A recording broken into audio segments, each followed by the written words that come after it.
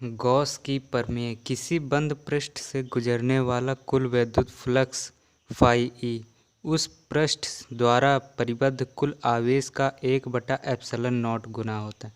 तो phi E is equal to समाकलन E vector dot D A vector, E vector D A vector के गुणन का Q/एप्सिलॉन nought. Phi E is equal to Q/एप्सिलॉन नॉट होता है इस थ्योरी के अनुसार। इसको हम सिद्ध करेंगे। तो पहले हम कोई गॉसियन एक पृष्ठ खींच लेते हैं। गॉसियन पृष्ठ का आकार किसी भी प्रकार हो सकता है। यहाँ पर हमारा +Q कूलाम आवेश रखा है। इस बिंदु को हम O बिंदु मान लेते हैं। तो यहाँ से R दूरी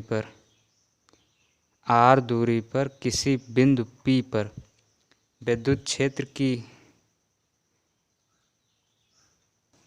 जिस पर बिंदु P पर विद्युत फ्लक्स ज्ञात करना है। तो यहाँ पर हम एक गॉसियन पृष्ठ बना लेते हैं कुछ इस प्रकार। यह हमारा गॉसियन पृष्ठ है। ये यहाँ से बिंदु P तक, बिंदु O से बिंदु P तक की दूरी R है। यहाँ पर ये कोण होगा d ओमेगा, और ये जो क्षेत्र है ये हो जाएगा हमारा, इसके एक अवलंब खींच लेते हैं जो कि होगा डी ए वेक्टर, और ये होगा हमारा विद्युत क्षेत्र की तीव्रता ई वेक्टर। तो यहाँ से हमारा निकलता है फाई ई इजकल टू समाकलन E vector dot D A vector. तो ये हो जाएगा फाई ई बराबर, ई को हम बाहर ले लेते हैं तो ई कॉस थीटा समाकलन D A vector.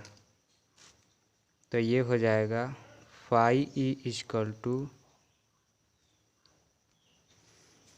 E cos theta समाकलन ऑफ डी ए वेक्टर। तो यहाँ पर ई का मान हम रख देंगे। तो फाई ई बराबर होता है 1/4 पाई epsilon not Q/r²। Cos theta इसको इधर भेज देंगे, समाकलन of D A vector into cos theta.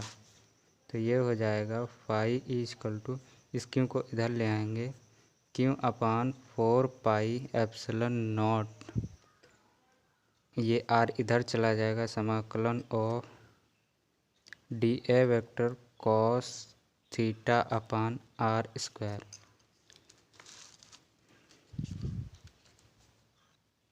तो यहाँ से हमारा इतना निकला। हमें पता है D omega equal to D A cos theta upon r², हमें पता है। तो इस इतने की जगह पर हम डी ओमेगा रख देंगे।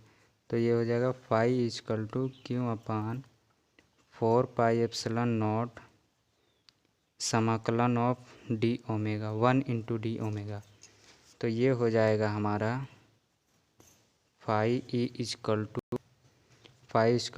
Q/4 pi epsilon nought. इसका जब समाकलन होगा तो ये 1 इंटू डी ओमेगा है, तो ये हो जाएगा ओमेगा। हमें पता है ओमेगा इजकल टू 4 पाई होता है।